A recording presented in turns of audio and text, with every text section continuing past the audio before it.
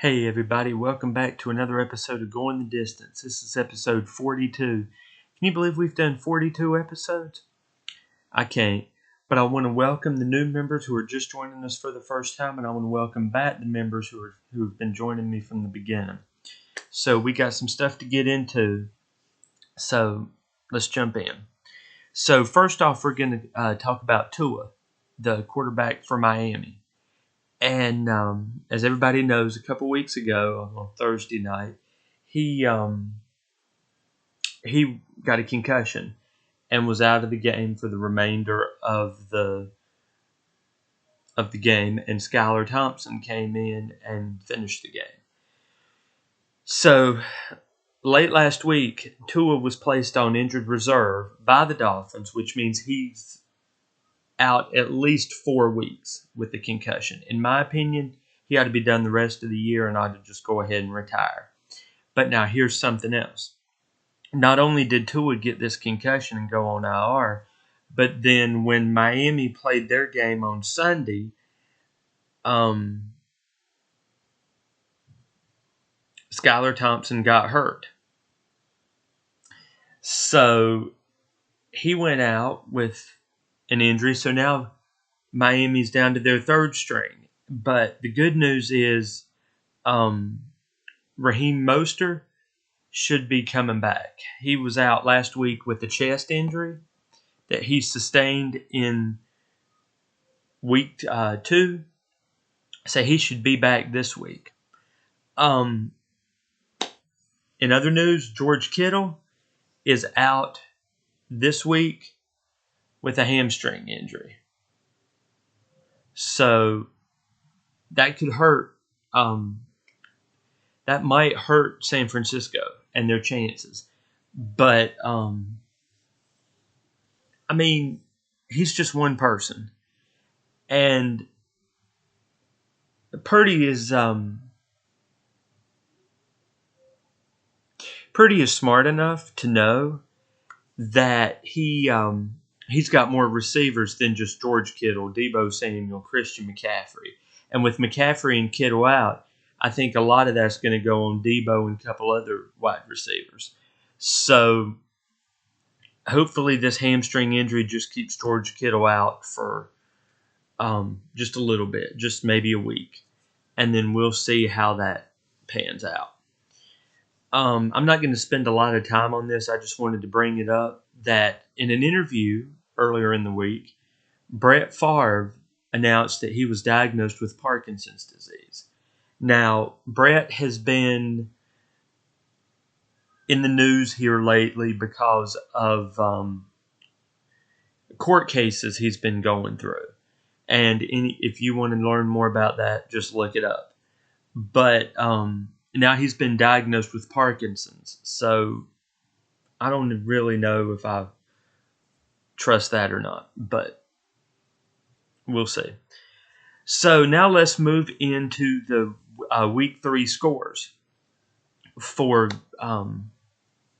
see how everybody did. And I'm just going to go through a few. So on Thursday night, the Jets defeated the Patriots 24-3. No big surprise.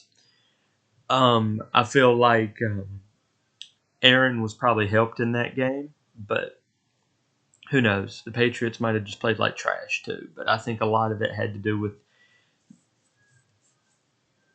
Aaron, crying and all that. The Bears defeated the Colts 21-16.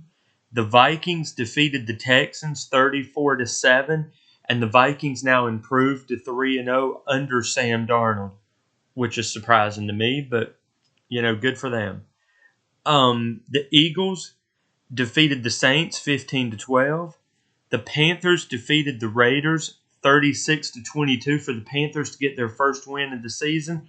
And Panthers won under Andy Dalton. So now this brings up a question. And I know, we're going through scores, but now I have to ask a question about the Panthers. Since the Panthers won with Andy Dalton, what do you do with Bryce Young? Do you keep him on the bench? Do you trade him? Is he a number 1 overall bust like Jamarcus Russell? I'd like to hear y'all's thoughts. Y'all's you Carolina fans, I want to hear your thoughts. So if you would drop it in the comments and just let me know.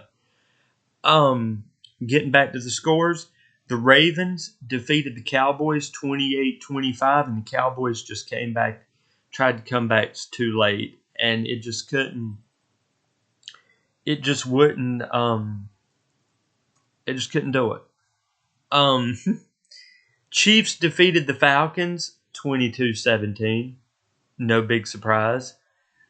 I feel like the refs were on the Chiefs' side. Just saying. Funny how they come out of nowhere and just win, and now all of a sudden they're undefeated. They're one of only 5 undefeated teams. And the Bengals should have beat the Chiefs last week, and the Falcons should have beat them this week. And pass interference calls are the reason the Chiefs are undefeated. Beside the point. Anyway, Lions defeated the Cardinals 20-13. The Bills defeated the Jaguars 47-10 on Monday night. Now, Josh Allen threw 4 touchdowns in the first half. Tell me that's not the mark of a great quarterback, y'all. Tell me that's not the mark of a great quarterback. And, yeah, he was playing the Jags, so it didn't really, it was a scrimmage game there. But still, 4 touchdowns in the first half. Come on. And then, to me, the game of the week were the Redskins defeating the Bengals 38-33. Now, I had the Bengals winning this game, but that was a hard-fought, fantastic game. Both teams played hard, played their hearts out. But what hurt was 2-point conversion missed. Extra point missed. I mean, so many factors came into it, but Jalen Daniels he looked like he wasn't a rookie quarterback. He looked like he had been in the league for 2-3 years and just knew it. So now we're going to move into predictions for this week. And for this week, starting out, we've got Cowboys-Giants. I've got the Cowboys. Saints-Falcons. I actually have the Saints. Vikings-Packers. Vikings. Steelers-Colts. Colts. I can't pick the Steelers, so I've got the Colts. And if Colts lose, I'll take a loss on that. Eagles-Bucks. Bucks. Bengals-Panthers. Bengals. Jags-Texans. Texans. Patriots-Niners. I'm actually going to go with the Patriots in this game. That was a tough one for me because Purdy has a lot of good people out there, but I think with both teams at a 1-2 record, it could be anybody's game. So I'm picking the Patriots in that one. Browns-Raiders. I have the Raiders winning that one. Chiefs-Chargers. Chargers. Bills-Ravens. I have the Bills, and that's the Bills-Ravens game is the Sunday night game. So I've got the Bills winning that one, and then Monday night is a doubleheader. But I'll get to that. We have the Rams-Bears. I actually have the Rams winning that game. Broncos-Jets. I have the Jets winning that one. But like I said, and then Commanders, I still say the Redskins and the Cardinals. I actually have the Redskins winning that one. Commanders. So now we move into Monday night. And Monday night, like I said, is another double header, which I think is weird. They're doing 2 double headers in back-to-back weeks on Monday night. Normally, for me, as long as I've been watching football, the doubleheaders have only been in week 1, and they've just had 1 doubleheader. But this week, starting at 7:30 on Monday night, we have the Titans and the Dolphins. I have the Dolphins winning that game. Hopefully Raheem Mostert comes back. And then the game that I'm actually going to really be paying attention to is the Seahawks-Lions game. I have the Lions winning that game. Now, I know the Seahawks are undefeated and the Lions have only lost one game. But the Lions are playing at home. Jared Goff can be on his game, and hopefully Sam Laporta is healthy enough from his ankle injury to come back and be a driving force in that. And the defense needs to hold Seattle. So I've got the Lions winning that game. So now we're going to move into NASCAR. And as I said last week, this week we raced in Bristol. And y'all, when I say this was a good race, it really was. It was one of the best ones. It was caution, very low cautions. It was they actually had room, even though it's Bristol short track, they still had enough room to go around the track without wrecking each other. And the leader really didn't change much. In fact, at all. Kyle Larson won the race. Chase Elliott came in second. Bubba Wallace came in third. Denny Hamlin came in fourth. Christopher Bell came in fifth.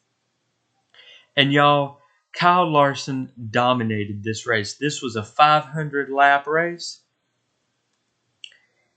And Kyle Larson led most of the race.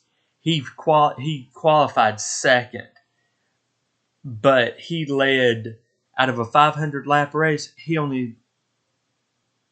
led, I believe they said, 460 laps of that race. So, if you ask me right now, Kyle Larson is the favorite to win the championship this year. It'd be his second championship in his career and his second with Hendrick Motorsports.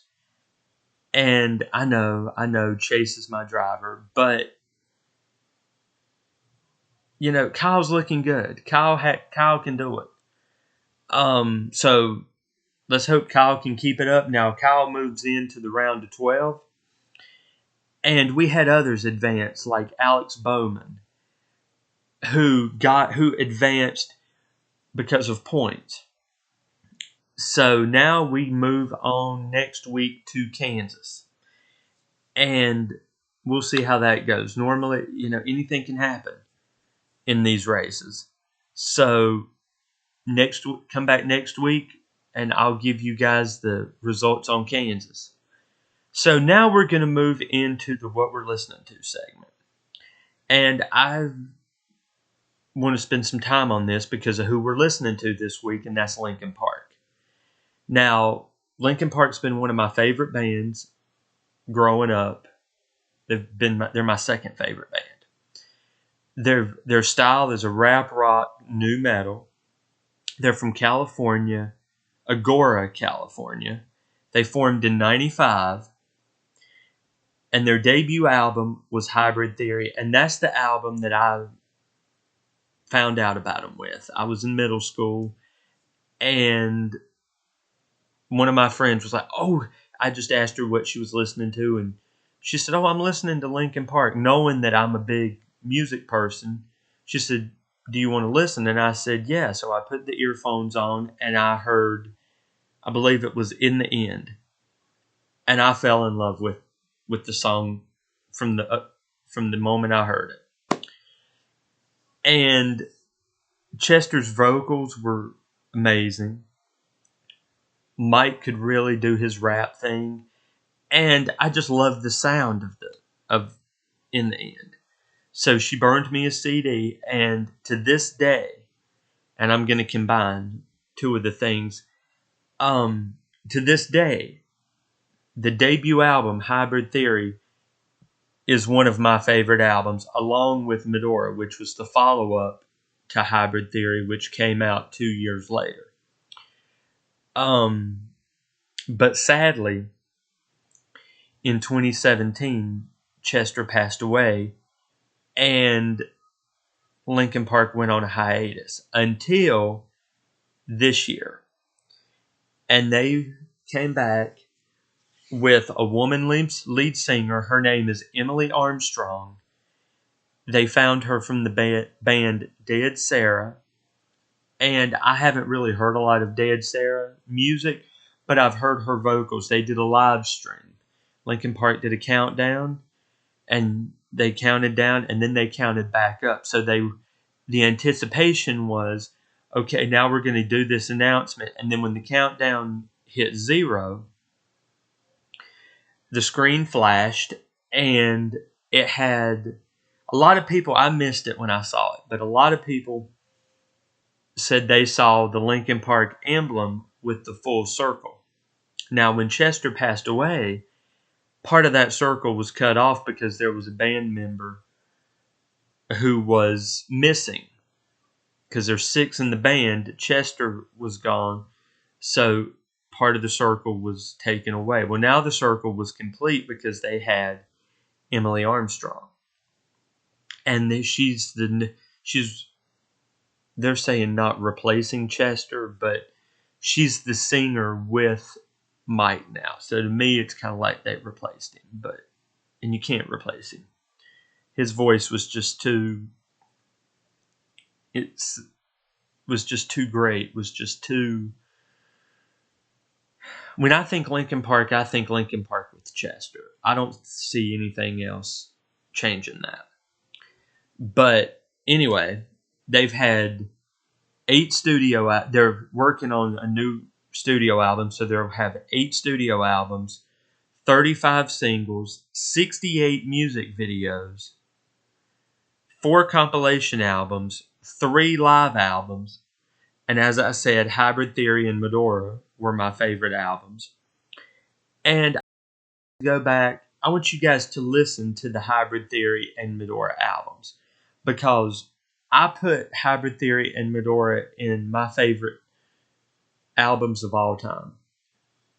And it's true. I mean, just the rawness, just the emotion you hear out of those albums. Because I know they always say the debut album's the best one, and it is, because you can hear the pain in Chester's voice in both Hybrid Theory and Metora. And you can hear, the pain in Mike's voice, and just the way they arrange the music is amazing. So check out Hybrid Theory and Metora, and drop it in the comments what you guys think of those albums. And that's about all I've got for this week, y'all. But before I go, I want you guys to like this video, subscribe to the channel if you haven't already, hit the bell for notifications so you know when I film a video, you guys know, and comment on it. Let me know y'all's thoughts on the video. And I hope you guys have a good weekend. I want to thank you guys for going the distance with me, and tune in next week when we'll have more music news, NFL scores, NFL predictions, and NASCAR news. So have a good weekend, and God bless.